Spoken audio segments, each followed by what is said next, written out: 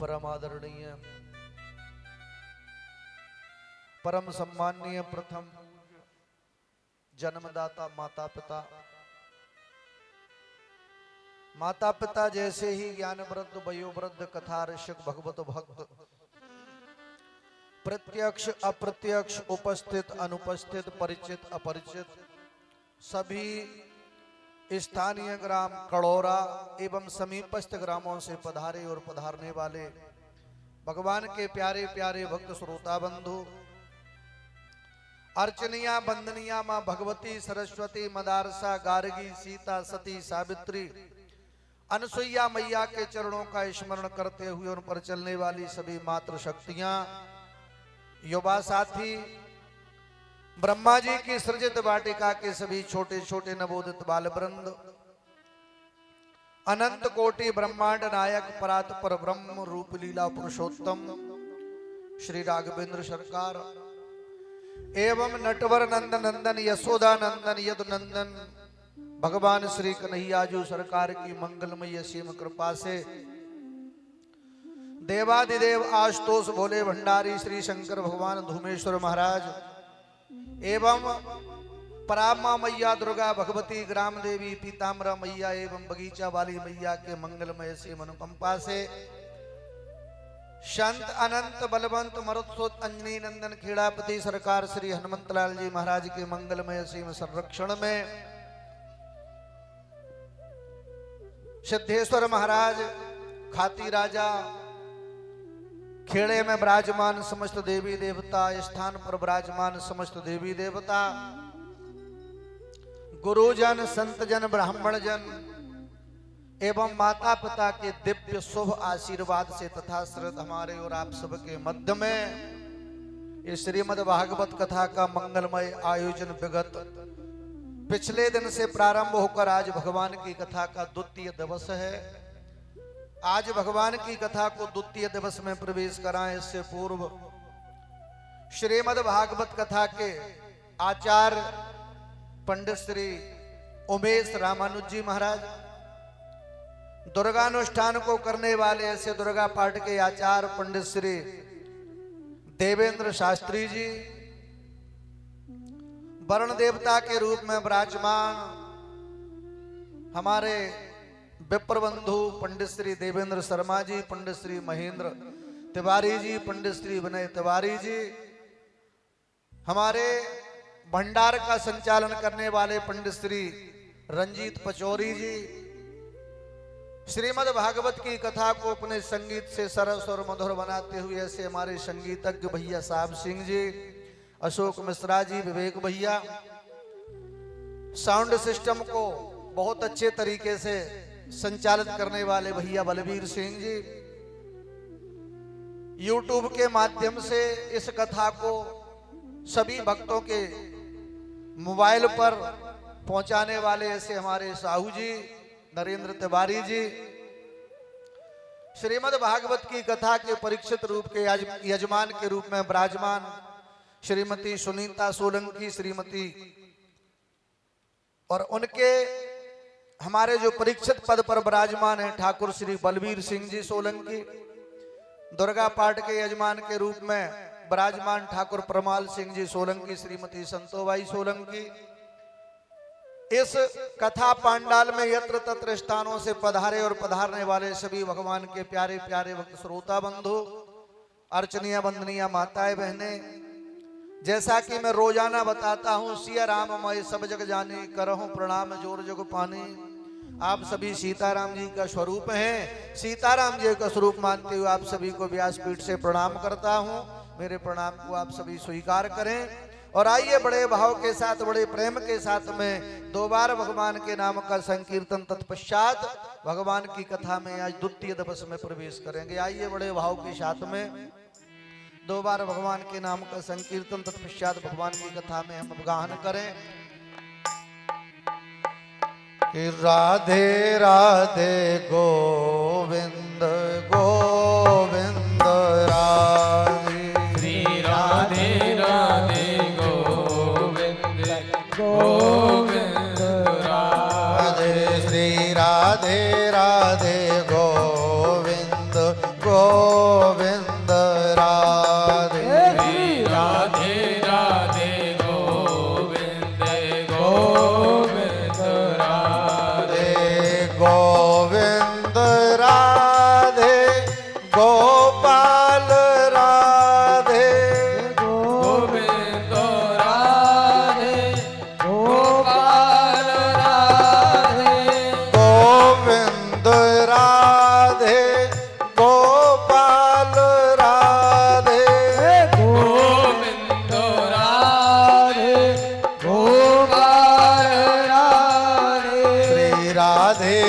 राधे गोविंद गोविंद राधे। श्री राधे राधे गोविंद गोविंद राधे। जय हो हरि बोल।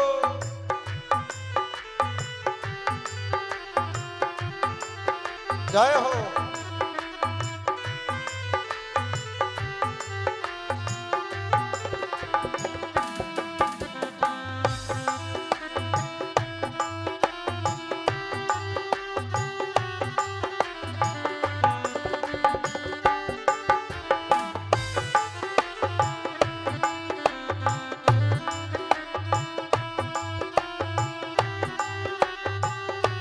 जय हो।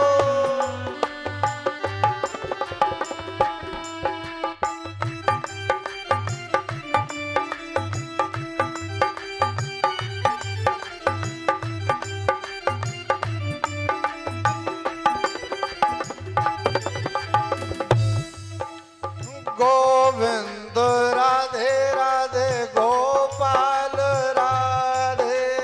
गोविंद राधे राधे गोपाल राधे। गोविंद राधे राधे गोपाल राधे।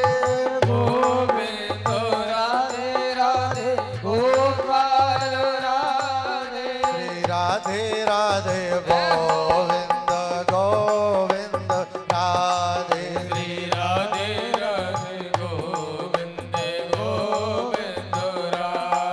श्री राधे राधे गोविंद गोविंद राधे। श्री राधे राधे गोविंद गोविंद राधे। गोविंद राधे गोपाल राधे। गोविंद राधे गोपाल राधे। गोविंद राधे गोपाल राधे। गोविंद राधे गोपाल राधे।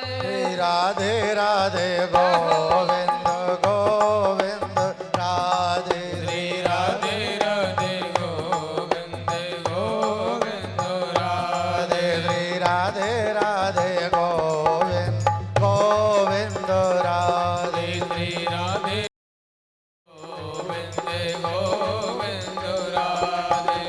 गोविंद राधे राधे गोपाल राधे। गोविंद राधे राधे गोपाल राधे। राधे राधे गोविंद गोविंद राधे। श्री राधे राधे गोविंद गोविंद राधे। राधे राधे गोविंद गोविंद राधे। श्री राधे राधे गोविंद गोविंद राधे। गोविंद राधे गोपाल राधे। गोविंद राधे। गोपाल राधे। गोविंद राधे। गोपाल राधे। गोविंद राधे। गोपाल राधे। राधे राधे गोविंद गोविंद राधे। श्री राधे राधे गोविंद गोविंद राधे। राधे राधे गोविंद गोविंद राधे। श्री राधे राधे गोविंद गोविंद राधे। राधे राधे गोविंद गोविंद राधे। श्री राधे राधे गोविंद गोविंद राधे। राधे। बोलिए राधा रमण सरकार की जय। आइए भगवान की कथा को आज द्वितीय दिवस में प्रवेश कराते हैं। कल सायंकाल की वेला में आप सभी ने राजा परीक्षित के अवतरण को सुना। महाराज परीक्षित जी का अवतार हुआ। तत्पश्चात धृतराष्ट्र गांधारी माता और विदुर जी महाराज ने वन में जाकर के अपने प्राणों का परित्याग किया। काल का समय जान करके पांडवों ने अपने पौत्र परीक्षित जी महाराज को गद्दी पर विराजमान करके राजा बनाया और पांचों पांडवों ने माता द्रौपदी के साथ में स्वर्गारोहण किया। परीक्षित जी महाराज राजगद्दी पर विराजमान हुए हैं और राजा बने। इनका विवाह हुआ है। इन्होंने अपनी शादी की। बोले सा उत्तर स्तनयाम मोपे मेरावतीम और जन्मे जयादि चतुर श्यामुत्पाद्यं सुतान। उत्तर की पुत्री इरावती के साथ में इनका विवाह हुआ। जन्मे जय आदि 4 बेटा पैदा हुआ। राजा परीक्षित ने अब तो महाराज अपनी प्रजा के लाने पुत्र की तरह पालन करना प्रारंभ कर दिया। और राजा के लाने जो प्रजा होती है वो पुत्र के समान है। जैसे घर का मालिक, घर का मुखिया अपने परिवार को चलाता है, तो जो परिवार को चलाने वाला है वो पिता तुल्य होता है। चाहे बड़ा भाई हो, चाहे चाचा हो, ताऊ हो या पिता हो, ये सब पिता तुल्य है, क्योंकि पूरा परिवार पुत्र के समान होता है। इसी प्रकार से राजा के लिए संपूर्ण प्रजा पुत्र के समान होती है। अच्छा, अब राजा कौन है? देखो, पुराने टाइम में तो राजा रजवाड़े थे। आज का राजा कौन है? अपने गांव का राजा होता है, ग्राम पंचायत का सरपंच, ये राजा है आज के समय में। विधानसभा क्षेत्र का जो विधायक होता है वो राजा है। लोकसभा क्षेत्र का जो राजा होता है, सांसद, वो राजा है। एक राज्य का मुख्यमंत्री राजा होता है, देश का राजा प्रधानमंत्री होता है। और दाऊ ऐसा कहा जाता है कि जिस राजा के राज्य में यदि प्रजा दुखी हो, उस राजा की 4 चीजों का दमन होता है। आयुर्विद्या यशो बलम। जिस राजा के राज्य में प्रजा दुखी हो, एक तो आयु क्षीण होती है, कम हो जाती है, विद्या कमजोर पड़ती है, यश जो उनका यश पता का फेरी वो भी धीरे धीरे यश कमजोर पड़ जाता है। आयुर्विद्या यशो बलम, और जो शक्ति होती है वो कम हो जाती है।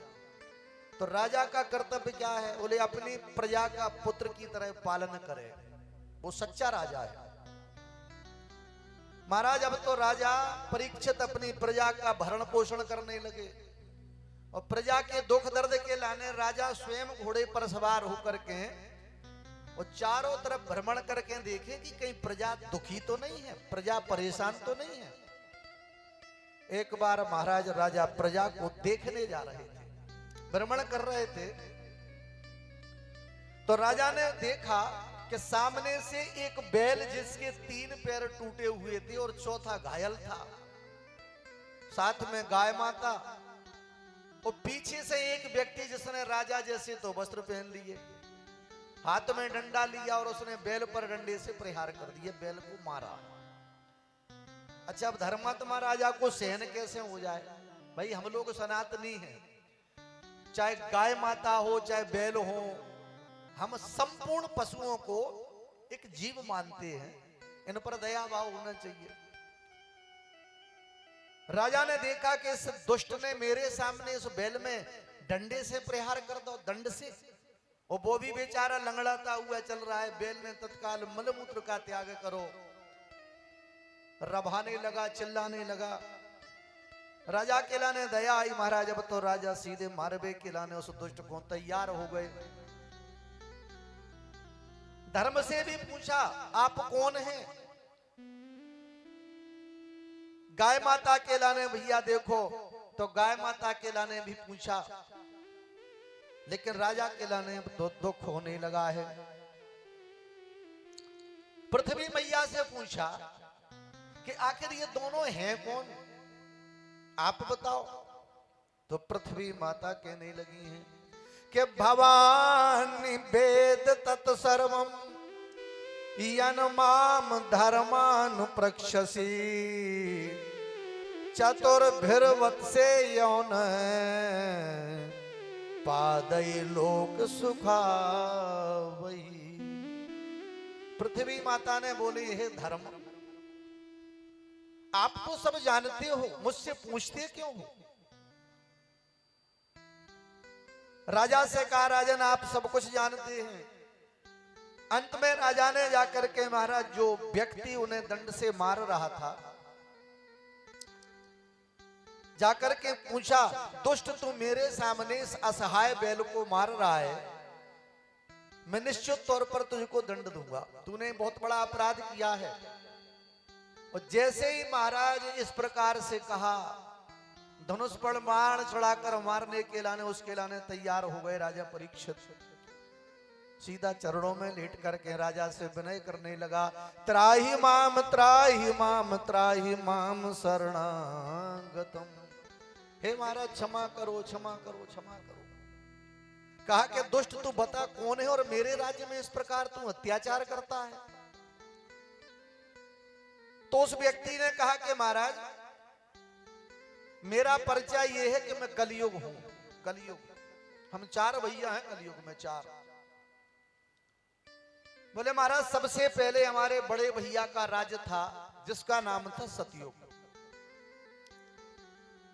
17,28,000 वर्ष तक उसने राज्य करो। महाराज वो राज्य करके चला गया। दूसरे भैया को नाम है त्रेता युग, उसकी उम्र है 12,96,000 वर्ष। बोले महाराज उसने अपनो उम्र का भोग करके वो भी चला गया। और सबसे छोटे भैया तीसरे नंबर के भैया को नाम है द्वापर युग, 8,64,000 वर्ष है उसकी उम्र है। 8,64,000 वर्ष का उसने भोग किया। और महाराज मैं सबसे छोटा भैया हूं, मेरा नाम है कलयुग। मैं आपके राज्य में रहूंगा, 4,32,000 वर्ष तक मैं आपके राज्य में राज्य करूंगा, निवास करूंगा।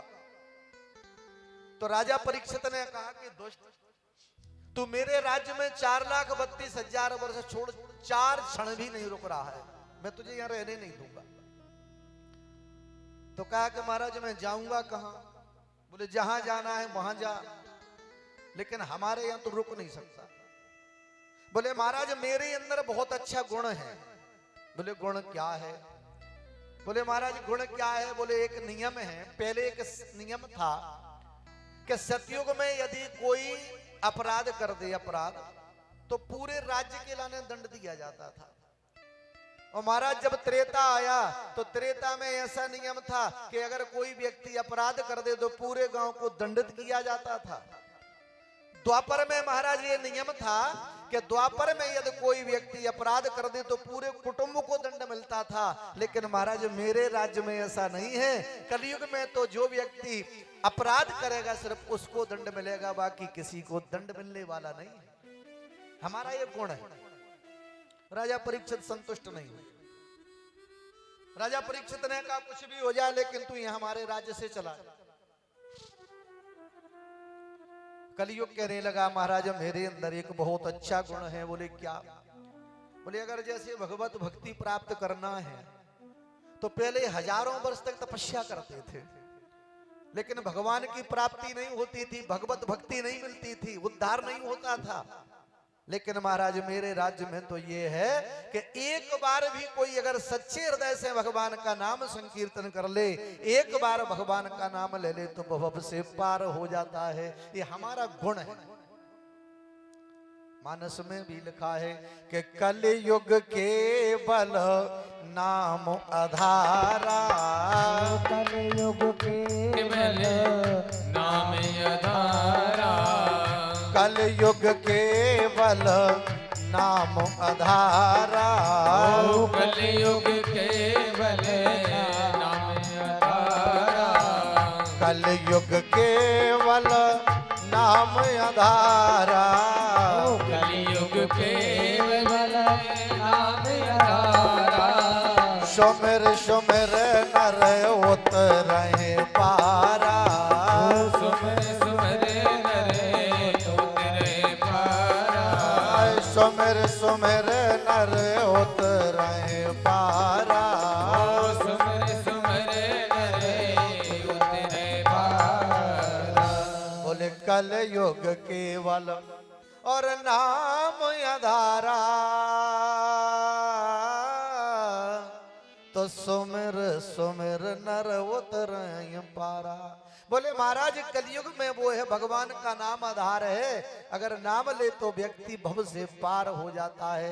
बोले कलयुग तरण उपाय न कोई, सो राम भजन रामायण दोई। कलयुग में राम और रामायण का महत्व होगा तो महाराज मेरे अंदर एक विशेष गुण है। अच्छा राजा परीक्षित फिर भी संतुष्ट नहीं हुए। नहीं तू तो हमारे राज्य से चला जा। तो बोले महाराज एक विशेष गुण भी हमारे अंदर है, हमारे राज्य में एक विशेष गुण है। तो बोले बेटा वो विशेष गुण बताओ क्या है।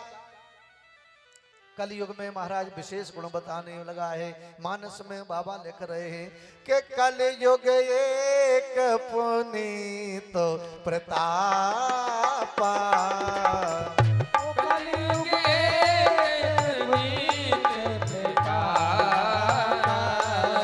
मनुष्य पुण्य होय नहीं पापा, मनुष्य पुण्य होय नहीं पापा।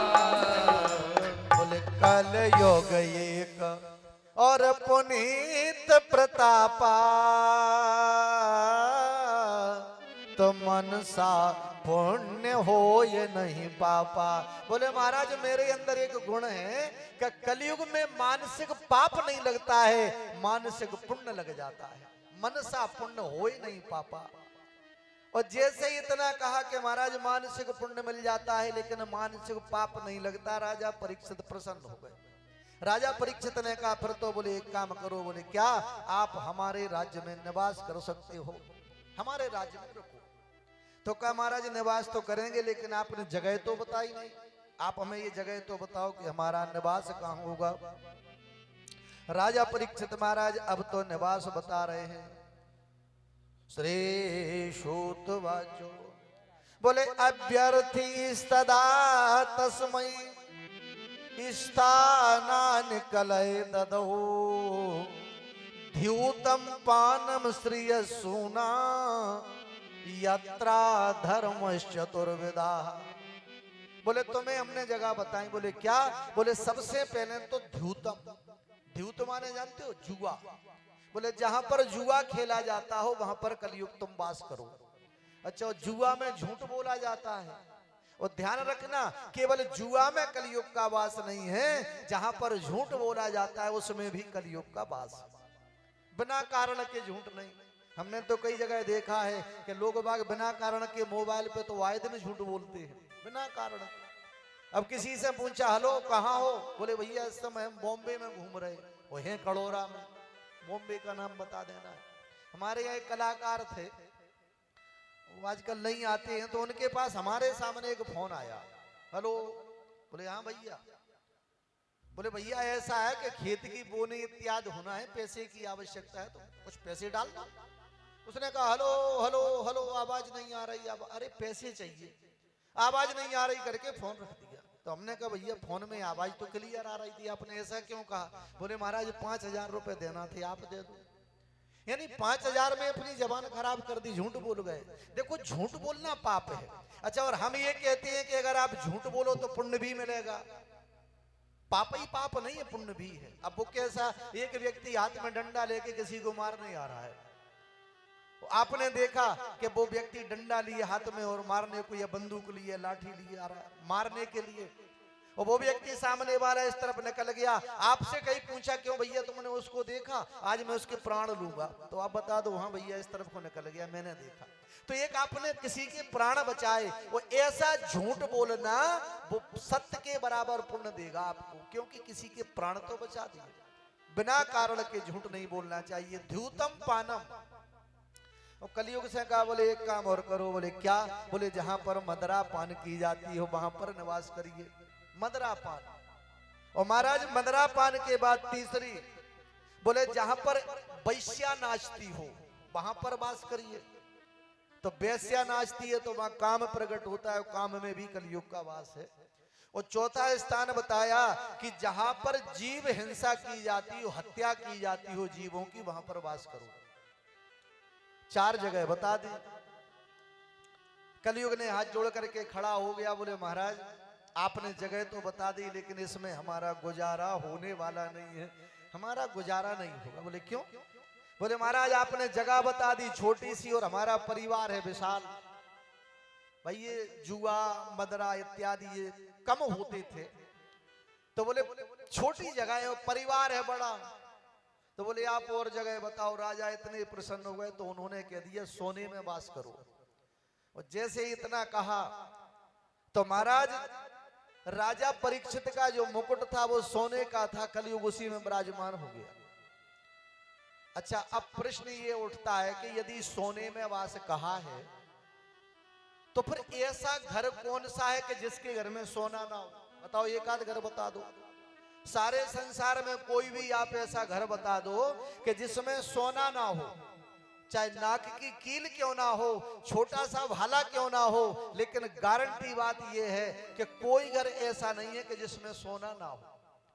तो बोले अगर सोना सबके घर में है तो क्या कलयुग सबके घर में वास हो गया? बोले नहीं, ऐसा नहीं है। बोले फिर? बोले केवल कलयुग का वास उस धन पर है जो धन अन्याय से, जो धन अत्याचार से, जो छीन के लाया हुआ धन हो, उसी धन पर, उसी सोने पर कलयुग का वास होता है। ऐसा नहीं है कि सबके ही सोने पे होगा वास। तो आज भैया कलयुग तो घर घर में होता है ना, केवल उसके घर में है कि जहां जो धन, जो सोना अत्याचार से अन्याय से कमाया धन हो, उसी धन पर दाऊ कलयुग का वास है। अब राजा परीक्षित तो धर्मात्मा थे, पर राजा का मुकुट जो था उसमें कोई पाप था? भाई अगर राजा के मुकुट में कलयुग विराज हो तो क्या वो पाप का था मुकुट? बोले बिल्कुल था। कैसे? तो संतों का कहना है कि महाराज जरासंध से अच्छा मुकुट किसी का नहीं था। और भीमसेन ने महाराज जरासंध का वध किया, उसके मुकुट को छीन कर लाया और वो मुकुट राजभवन के जो सोने चांदी का खजाना था, जो संग्रहालय था, उसमें रखा हुआ था। बड़ा सुंदर मुकुट था, राजा परीक्षित को पता नहीं था और वो मुकुट उन्होंने धारण कर लिया। वो पाप का मुकुट था, छीना हुआ मुकुट था, इसलिए कलयुग का उसी मुकुट पर वास हो गया है। अब तो महाराज जैसे ही कलयुग को वास हो, राजा जब तक मुकुट को सिर पर रखे रहे तो अधर्म करने लगे। वो कलयुग महाराज के मस्तिष्क को भी विचलित कर दे। अच्छा और जब मुकुट उतारे तो सारी बात समझ में आ जाए कि हमने किया तो कुछ गलत। जो बुरा करके आते थे वो राजा को पता चल जाता था। देखो कलयुग जैसा वास्तविकता अगर देखा जाए तो कलयुग जैसा कोई युग नहीं है। कलयुग जैसा युग नहीं जो मन कर विश्वास। कलयुग के बाद केवल धर्म के प्रति हम अगर आस्था बनाए रहें, भगवान का भजन करते रहें, तो कलयुग भी हमारे ऊपर प्रभाव नहीं कर सकता। लेकिन हम भी तो कलयुग के चक्कर में पड़ जाते हैं। धर्म करना नहीं है, भगवान का ध्यान करना नहीं है। अगर आप कलयुग में ये 4 चीजें करते रहो, 4-5 ऐसे कार्य हैं जिनको आप करो तो गारंटी से वो कलयुग दूर हो जाएगा। मानस में लिखते हैं कि यह कल काल न साधन दूजा, और जोग जग के जप तप व्रत पूजा। अगर आप कलयुग से बचना चाहते हैं तो ये 4-5 जो साधन है इनको जोग जग के जप तप व्रत पूजा, भगवान के कार्य में लगे रहो, यज्ञ करो, तप करो, जप करो, भजन करो। और सत्यता अगर आप करते रहे तो समझ लेना आपका निश्चित कलयुग से उद्धार हो जाएगा। फिर कलयुग कुछ बिगाड़ने वाला नहीं है। इसलिए तो आप 2 चीजें देखो, भोजन और भजन। अच्छा भोजन और भजन में अंतर क्या है? केवल मात्रा का। अगर भापे ओ की मात्रा न लगी हो, भजन में ओ की मात्रा लगी है सो भोजन हो जाता है। तो भोजन जो लिखा है वो है मात्रा में, और भजन में कोई मात्रा नहीं, इसलिए भोजन तो मात्रा में करो लेकिन भजन अनलिमिटेड करो, उसकी कोई मात्रा नहीं। लोग करते हैं गिनती कि 108 भजन हो गया, 216 हो गया, ऐसा नहीं। भजन में कोई मात्रा ना हो और भोजन में मात्रा हो, ये दोनों चीजें आपको फल देवे वाली है। भोजन के लाने तो आप उतना करो जितनी आपकी व्यवस्था है। जितना 4 रोटी खाते हो 4 रोटी खाइए, और 4 की जगह 6 खा ली तो समझ लो आपका कल्याण हो जाएगा, है ना। तो इसलिए भोजन तो मात्रा में करिए और भजन बिना मात्रा का, क्योंकि भगवान ने भी भजन में कोई मात्रा नहीं लगवाई, बिना मात्रा का। कलयुग से यदि बचना है तो हमें ये साधन करने की बहुत आवश्यकता है। राजा परीक्षित महाराज अब तो जो है जैसे ही मुकुट लगाएं तो उनका मन जो है विचलित तो होने लगा। एक समय की बात है, राजा भ्रमण करते हुए एक बार शिकार के लिए वन में गए। अच्छा, और नीच व्यक्ति मानते हो, समझते हो आप नीच व्यक्ति? कुछ लोग कहते हैं कि समाज से नीच होता है, नहीं, नीच व्यक्ति होता है कर्म से। अगर कर्म से जो व्यक्ति नीच है, आप आंखों बड़प्पन दे दो वो सिर पे बैठेगा। धर्मात्मा व्यक्ति आप उसको बड़प्पन दो तो उसे वो बड़प्पन नहीं समझेगा। हमेशा ऐसा कहावत है, बोले जे ही ते नीच अर बड़ाई पावा, और सो प्रथम हतिताय नसावा। अगर आप नीच व्यक्ति, नीच किस्म का व्यक्ति हो, जिसका व्यवहार नीच हो, जिसके विचार नीच हो, जो व्यवहार से विचार से गलत व्यक्ति हो, आप उसको बड़प्पन दे दो तो ध्यान रखना सबसे पहले वो उसी को नष्ट करने की चेष्टा करेगा जिसने उसको उठाया है, जिसने बड़प्पन दिया है।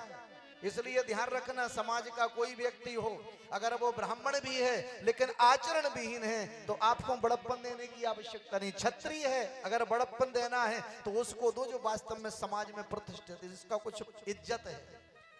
और नीचता जिनके अंदर हो उनको आपने बड़प्पन दो तो सबसे पहले वो तुम्हें मारेगा, इसके बाद कुछ करेगा। वो आज यही कलयुग ने भी किया भाई। कलयुग के लाने महाराज उन्होंने बड़प्पन दिया और अंत में स्थिति ये हुआ कि उसी कलयुग ने फिर स्वयं उन्हीं राजा परीक्षित को नष्ट करवा दिया। महाराज अब तो परीक्षित जी महाराज भ्रमण करने लगे। तो एक समय की बात है, भ्रमण करते करते जंगल में गए शिकार के लाने। काफी दूर निकल गए, मृग का पीछा किया, मृग तो नहीं मिला। लेकिन महाराज परीक्षित के लाने अब तो भूख और प्यास से बेचैनी होने लगी। विचार किया अब जाएं कहां, जंगल में तो कुछ है नहीं। तब तक एक आश्रम दिखाई दिया, तो सोचा कि इस आश्रम में चलते हैं, शायद कोई संत हो। महाराज अब उस आश्रम में जो है राजा परीक्षित पहुंचे तो देखा कि समीक मुनि का आश्रम था।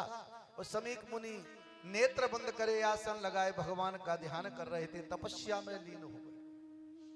राजा परीक्षित ने जाकर के प्रणाम किया, महाराज प्रणाम, हमें भूख प्यास लगी है, जलपान की व्यवस्था करो। महाराज प्रणाम, हमें भूख प्यास लगी, जल की पान की व्यवस्था करो, जल भोजन की व्यवस्था। लेकिन राजा परीक्षित के वचन को शमीक महाराज ने नहीं सुना।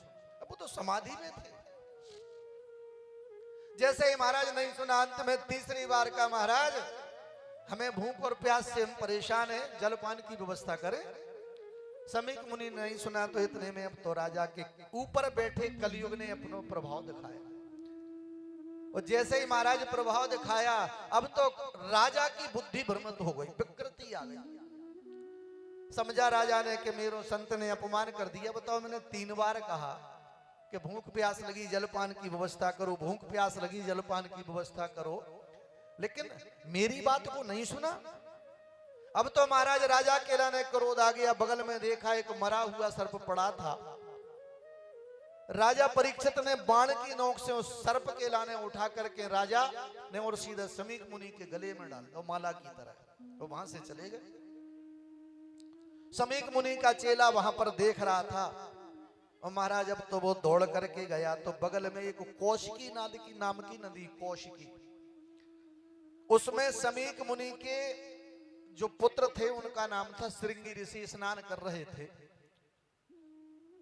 जाकर के उस बालक ने बोल दिया, समीक महाराज के चेला ने बोले, मां भैया तुम्हारे पिता के गले में किसी राजा ने मरा हुआ सर्प डाल दिया है। वो राजा चला गया।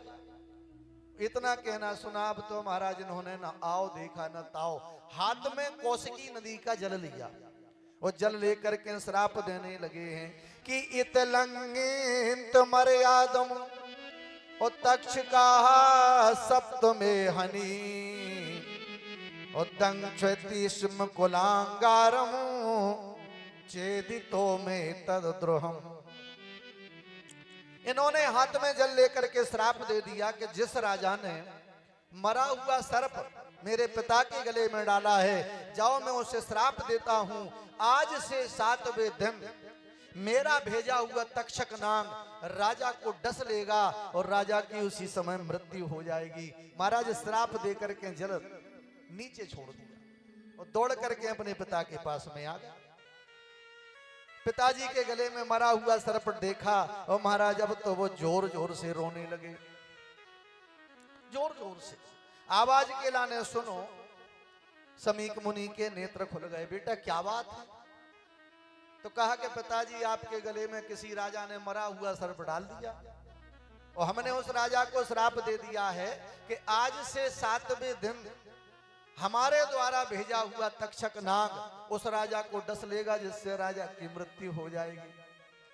तो समीक मुनि ने कहा कि बेटा तुमने विचार करके देखा वो राजा कौन था? बोले नहीं। तुमने उन्हें देखा कौन था? बोले नहीं। तो समीक मुनि ने कहा कि बेटा बिना विचार ही श्राप दे दिया। अरे कम से कम विचार तो करते, वो था कौन राजा, श्राप के योग्य था भी या नहीं? आपने बिना विचार ही श्राप दे दिया।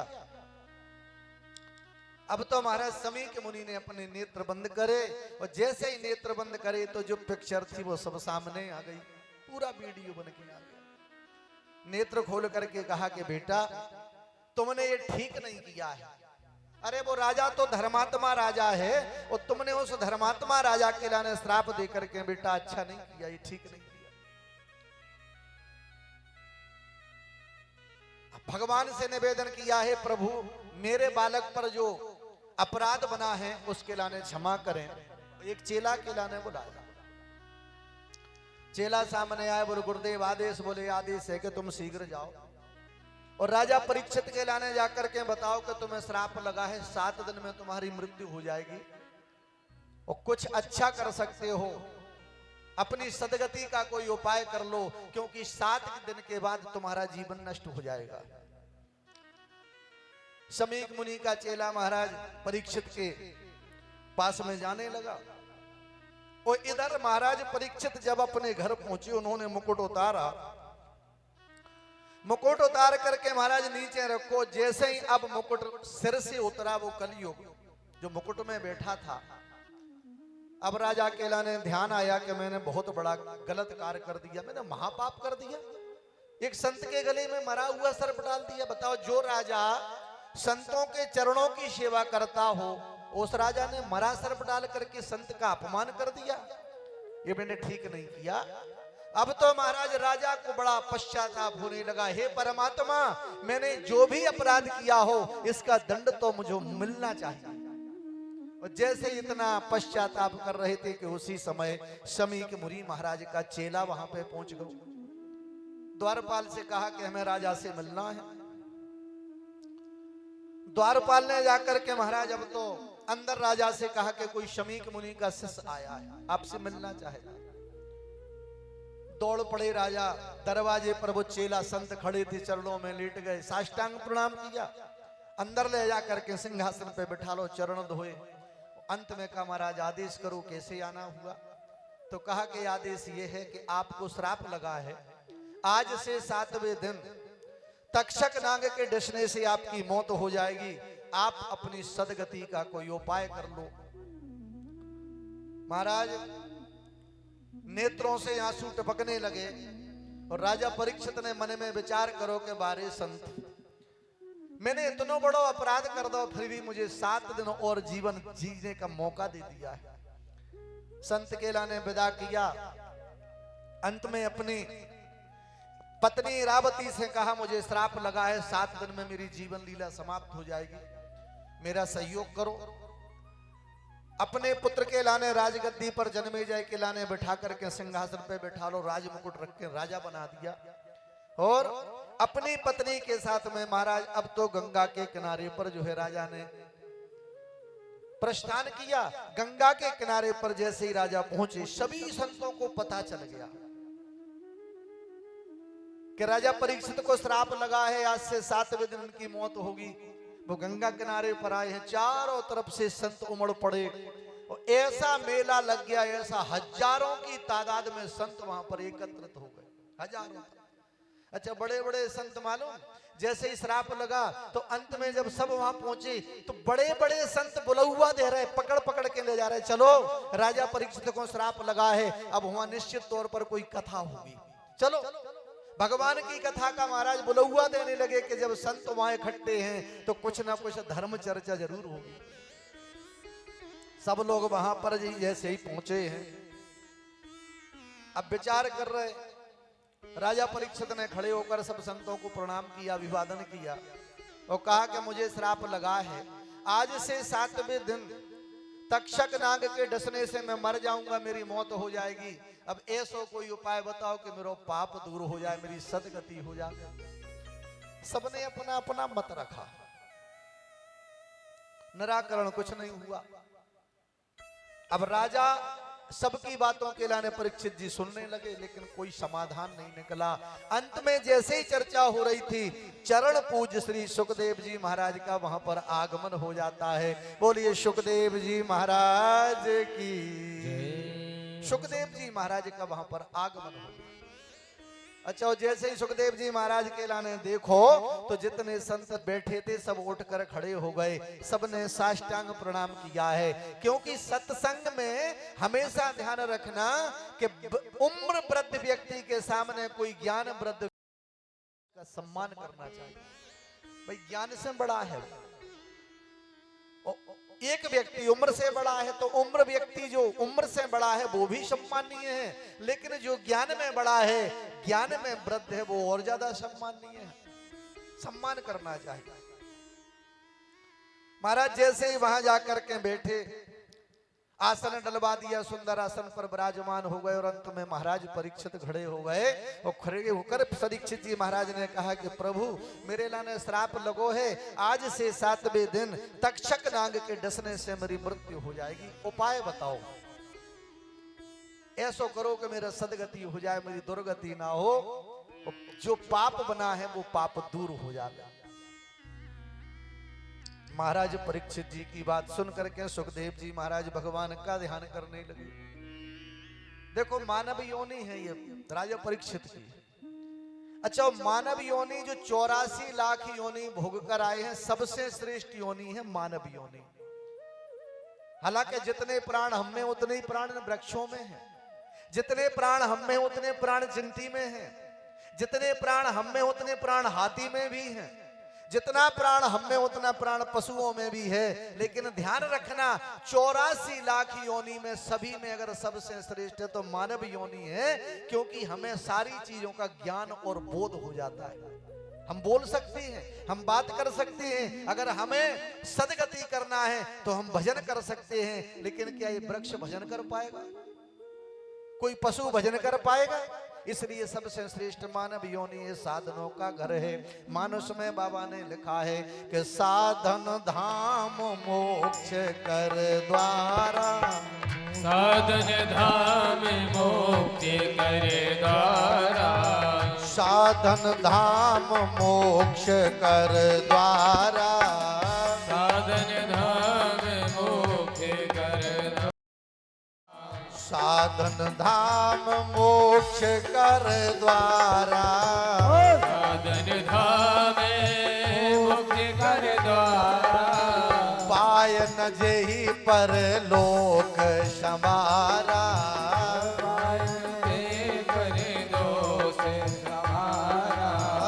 पायन जेहि पर लोक समारा, पायन जेहि पर लोक समारा। बोले साधन धाम और मोक्ष कर द्वारा, पायन जेहि परलोक संवारा। बोले मानुष बनकर भी अगर हमने मोक्ष का दरवाजा नहीं खोल पाया, जो संपूर्ण साधनों का घर है, तो समझ लो फिर किसी दूसरे के बस की बात नहीं है। तो महाराज बोले आज आपका जो स्वरूप है, आपका जो शरीर है, ये साधनों का घर है, जैसा चाहो वैसा घर बना लोगे। महाराज अब तो जो है राजा परीक्षित के सामने भगवान विराजमान है और राजा परीक्षित भगवान के सामने खड़े होकर के और नाना प्रकार से आराधना करने लगे हैं। महाराज सारा संसार जो है अब मैं छोड़ करके जाऊंगा, क्योंकि 7 दिन में मेरी मृत्यु हो जाएगी। ऐसा कोई उपाय बता दो जिससे मेरी सदगति हो जाए।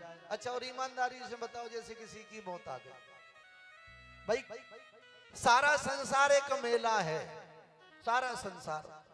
अच्छा और किसी की मौत आ गई तो क्या सब जाएंगे? मेला में से अकेला व्यक्ति उड़ जाता है, जिसकी आ गई उसे चला जाएगा। और ईमानदारी से देखा जाए तो ना तो आपके साथ आपकी मोटरसाइकिल जाएगी, ना आपका खेत जाएगा, ना खलियान जाएगा, न परिवार जाएगा, न बेटा, न बेटी, न पत्नी, न पति, कोई किसी के साथ जाने वाला नहीं है। इसलिए अगर मनुष्य होनी मिली है तो कम से कम उसका सदुपयोग करें। संत बहुत अच्छी बात कहते हैं कि जिंदगी में हजारों का मेला जुड़ा, जिंदगी में हजारों का मेला जुड़ा, हंस जब भी उड़ा तो अकेला उड़ा। जब भी उड़ा तो जब भी अकेला उड़ा। जिंदगी में हजारों का मेला जुड़ा, जिंदगी में हजारों का मेला जुड़ा। हंस जब भी उड़ा तो अकेला उड़ा। हंस जब भी उड़ा तो अकेला उड़ा। जय हो हरि बोल।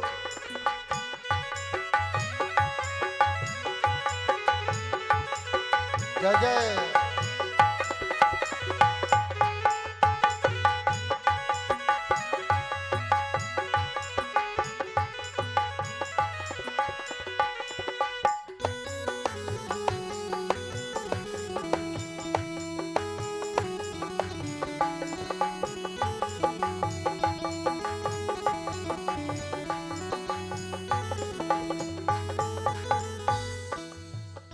ना वो राजा रहे ना वो रानी रही, ना मेरा जान रहे ना रानी रहे। कहने सुनने को बस एक कहानी रही। कहे सुनने को बस एक कहानी रही। ना बुढ़ापा रहा ना जवानी रही, ना बुढ़ापा ना जवानी रही। यहाँ की हर वस्तु यहीं पर रही। आगे और बंधु यहीं पर रही। पत्नी से भी पति का न जोड़ा जुड़ा, पत्नी से पति का न जोड़ा जुड़ा। पत्नी से भी पति का न जोड़ा जुड़ा। पत्नी से पति का न जोड़ा जुड़ा। हंस जब भी उड़ा तो अकेला उड़ा। हंस जब भी उड़ा जब अकेला उड़ा। जिंदगी में हजारों का मेला जुड़ा, जिंदगी में हजारों का मेला जुड़ा।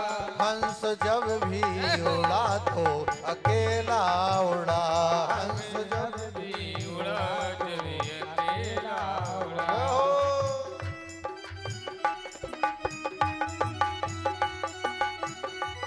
हरि बोल।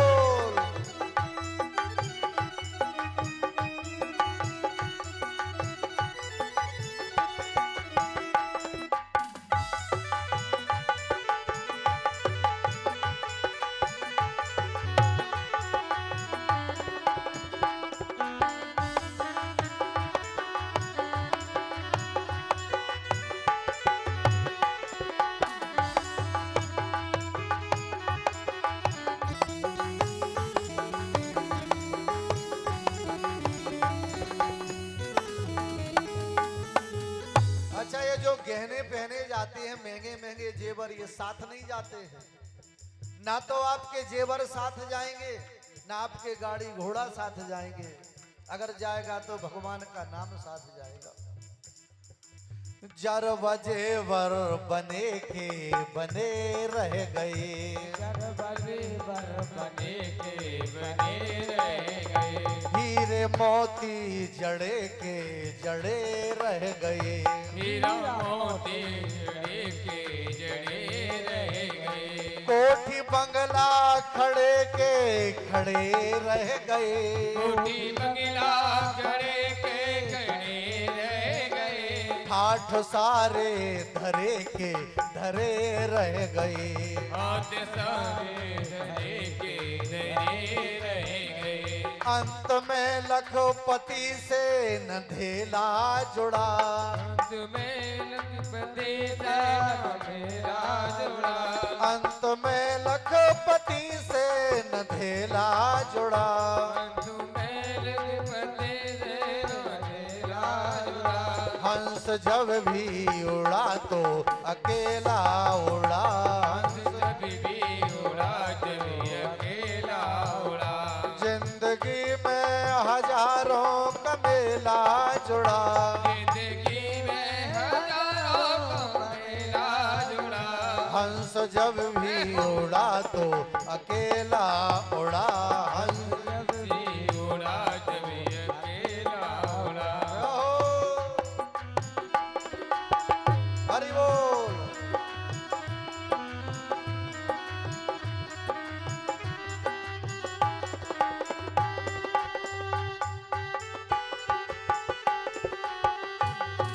जय जय हरि।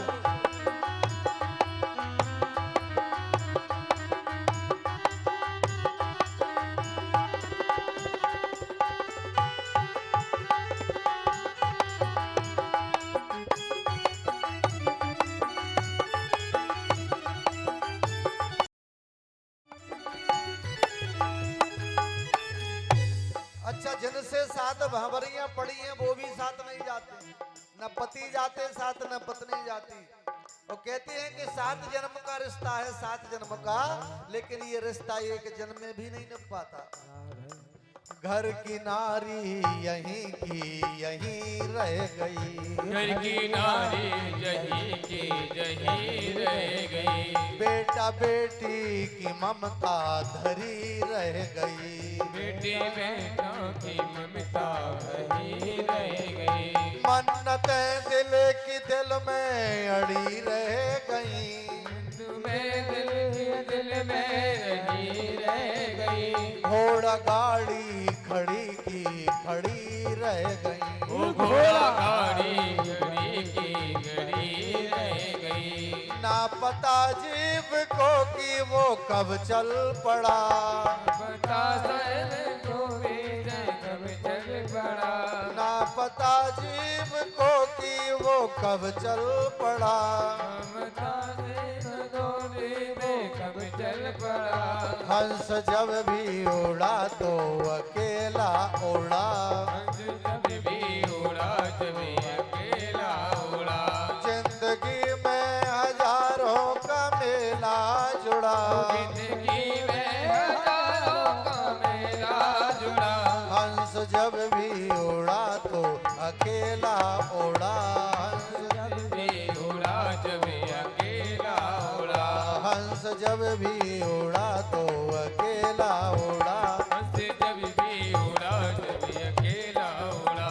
हंस जब भी उड़ा तो अकेला उड़ा। हंस जब भी उड़ा जब अकेला उड़ा। हंस जब भी उड़ा तो अकेला उड़ा। हंस जब भी उड़ा जब अकेला उड़ा। हंस जब भी उड़ा तो अकेला उड़ा। हंस जब भी उड़ा जब अकेला। आज महाराज परीक्षित जी ने कहा कि प्रभु, सारे संसार का ये मेला लगा हुआ है, लेकिन श्राप सिर्फ मुझे लगा है और साथ में कोई जाने वाला नहीं है। जिसको जाना है, जब भैया समझ आ जाएगा तो ध्यान रखना वो चला जाएगा। मुट्ठी बांधे आया जगत में हाथ पसारे जाना है, ना कछु लेके आया जगत में ना कछु लेके जाना है। खाली हाथ जाएंगे, मुट्ठी बांधे आए हैं लेकिन हाथ पसारे जाएंगे। ध्यान रखना, साथ में कुछ जाता नहीं है, केवल राम नाम जाता है। राजा परीक्षित ने कहा कि प्रभु मेरे साथ में यदि कोई जाएगा तो सिर्फ और सिर्फ भगवान का नाम संकीर्तन जाएगा, इसलिए मेरी सदगति कराइए। राजा परीक्षित सामने खड़े हैं। अच्छा, सुखदेव जी महाराज हैं कौन? देखो, सबसे पहले तो सुखदेव जी महाराज व्यास नंदन है, व्यास जी के पुत्र हैं। एक बार व्यास जी महाराज अरणी मंथन कर रहे थे यज्ञ के लिए, और पहले यज्ञ में जो हवन होता था, वेदी में अग्नि नहीं रखी जाती थी, मंथन के द्वारा प्रकट करते थे अग्नि को, मंत्रों के द्वारा, मंथन के द्वारा। व्यास जी महाराज अरणी मंथन कर रहे थे, सामने देखा एक बढ़िया सुंदर वृक्ष था, उसके ऊपर एक भौरा भौरी के साथ में प्रेम कर रहा था, विनोद। महाराज जैसे इन्होंने देखा तो इनके अंदर काम भाव पैदा हो गया। उसी समय एक घृताची नाम की अप्सरा थी, इंद्र की परी, उसने सुंदर रूप बना करके महाराज सामने आ गई। और जैसे ही व्यास जी महाराज ने देखा तो उस घृताची ने ऐसा काम किया जैसे बुझती हुई अग्नि पर घी डालने का काम होता है, अग्नि प्रज्वलित हो जाती है। ऐसे ही सुंदर नारी घृताची के लाने देखो, अब तो ये काम से पीड़ित होने लगे। तो घृताची को ये भय लगा कि ऐसा ना हो कि व्यास जी श्राप ना दे दें, सो एक सुंदर तोती का रूप बना करके उड़ गई। उसी तोती को देख करके इनका वीर स्खलित हो गया अरणी मंथन पर। और महाराज उसमें से एक पुत्र पैदा हुआ जिनका नाम श्री सुखदेव जी महाराज पड़ा है। सुखदेव जी ये व्यास नंदन है। और जैसे ही महाराज, अब इनकी अनेक कथाएं आती हैं, अन्य कथाएं भी, और अन्य कथाएं ये आती हैं कि राधा जी के जो खेलने के तोता तोती थे, बोले एक बार राधा जी ने इनको सजीव कर दिया, और तोता तोती ने आपस में प्रेमालाप किया, और तोती के गर्भ से महाराज सुखदेव जी का जन्म हुआ। ये राधा जी के भी तोता तोती जो खेलने वाले थे सजीव की, उनसे भी प्रकट होना बताते हैं। अच्छा, ऐसा भी बताते हैं कि अंडा से पैदा हुए। ये दुर्गा पुराण की कथा आती है, आप सभी ने सुना होगा कि एक बार नारद जी महाराज कैलाश पर्वत पर पधारे तो उस समय भोलेनाथ थे नहीं, माता पार्वती मिली। माता पार्वती को प्रणाम किया, हाथ जोड़ करके कहा कि मैया बाबा कहाँ है? तो पार्वती माता ने कहा कि हमें पता नहीं। बोले नहीं, तुम्हें पता नहीं? बोले नहीं, बताओ। बोले पति बाहर है और पत्नी को पता नहीं, आपसे कुछ बताते नहीं क्या, कहाँ जा रहे कहाँ नहीं? बोले बताते तो है लेकिन कभी कभार चले जाते हैं। बोले नहीं, इसका मतलब आपसे कुछ छुपाते हैं। तो पार्वती ने कहा कि नारद जी ऐसी कोई बात नहीं, वो हमें कुछ छुपाते नहीं। बोले छुपाते तो हैं, तभी तो तुम्हें पता नहीं। अरे बोले हमने कहा कि कुछ नहीं छुपाते। नारद जी ने कहा अगर कुछ नहीं छुपाते तो मैया एक बात बताओ, आज तक उन्होंने बताया आपके लाने के लिए उनके गले में जो मुंडों की माला पड़ी है वो माला किसकी है? बोले नहीं। तो नारद जी ने कहा कि हम तो पहले ही से बोल रहे थे कि आपसे कुछ छुपाते हैं। ईमानदारी की बात बताएं तो सच्चा पति तो वो है जो अपनी पत्नी को संपूर्ण बातें ना बतावे, क्योंकि ऐसा होता है कि अगर बता दो तो इनके यहाँ पर तो पचने की बात नहीं है। हमारे एक माता जी थे, अगर उन्होंने जैसे किसी से कोई बात सुन ले तो जब तक वो 2-4 जगह ना बोल दे तब तक उनकी रोटी नहीं पचती थी। तो उनकी बहू ने सास से पूछा कि माता जी ऐसा क्या कारण है, आपको कोई बात पता चली और आप गांव में जाके इस मोहल्ले में उस ऐसा करती क्यों हो? तो सास ने कहा बोले बेटा मैं सच बताऊं? बोले हाँ। तो जब तक बोले मैं अगर वो बात 2-4 जगह तक ना बता दूं तब तक मेरे पेट में मरूड़ उठती रहती, मरूड़, पेट में आराम नहीं मिलता, वो तो ऐसे दर्द होता है, और मैं 2-4 जगह बता दूं तो फिर फायदा मिल जाए, फिर ठीक हो जाता है। तो माताओं से अगर संपूर्ण बातें बताएं तो कभी कभी माताओं की आदत होती है और कहेंगी क्या, अपने स्वयं के पति की बात बता के बड़े प्रेम से कहें देखो जी तुम किसी से कहना नहीं, सिर्फ हम तुमसे बता रहे, हमारे पति ने ये कर दिया। अब बताओ जब तुमने अपने पति की बात को अपने पेट में नहीं रख पाई तो तुम्हारी वो जी कैसे रख लेंगी? भाई उन्हें तो और 4 जगह बोलना है। तो इसलिए बोले समझदार पुरुष वो है जो संपूर्ण बातें ना बतावे। नारद जी ने कहा हमें पता था कि तुम्हारे पति देव छुपाते इसलिए तुम्हें कुछ पता नहीं है। इतनों कह के नारद जी चले गए। अब ईमानदारी से विचार करो, ये माताएं जो शंकालु होती हैं इनके अंदर शंका जन्म लेती है, तो अब इनके अंदर मन में नहीं लगेगा कि आखिर बात तो सत्य है। अब तो भैया इन्होंने अपने आभूषण उतारे, बालों को खोला और जाकर के सीधे वो तो को भवन में लेट गए। भोलेनाथ जैसे ही आए तो पार्वती मैया नहीं दिखी, तो सखियों से पूछा पार्वती कहाँ है? बोले महाराज इधर इस कमरे में। और भोलेनाथ गए तो जमीन में लेटी, बाल खुले हैं और आभूषण अस्त व्यस्त वस्त्र हैं, आभूषण उतरे हुए। बोले पार्वती बात क्या है? बोले बात कुछ नहीं। बोले बताओ तो। बोले बात ये है कि तुम हमसे कुछ छुपाते हो। भोलेनाथ ने कहा हमने तो आज तक नहीं छुपाया तुमसे, तुम्हें ऐसा क्यों लगा? बोले नहीं तो छुपाते हो। अच्छा क्या छुपाया? बोले आज तक आपने ये बताया कि आपके गले में जो माला पड़ी है मुंडों की, ये माला किसकी? आपने बताया क्या हमें? नहीं। बोले बताया तो नहीं, लेकिन पार्वती एक बात बताओ, नारद जी आए थे क्या? बोले क्यों? बोले हमें पता है कि इस प्रकार का जो संकट पैदा करना ये नारद जी का ही काम है, ये आग लगाते हैं। आए थे क्या? बोले हाँ आए थे। तो बोले ये बात नारद जी ने ही बताई है। अच्छा पार्वती एक बात आपको बताएं, आपने कभी पूछा नहीं और हमने कभी बताया नहीं। भाई पूछ लो तो हम बताते। तो बोले महाराज अब बताओ। बोले बात ये है कि 108 मुंड हैं, वो तुम्हारे ही सिर हैं, दूसरे किसी के नहीं। बोले हमारे? बोले हाँ। बोले महाराज हमारे कितने जन्म हो चुके हैं? बोले 108।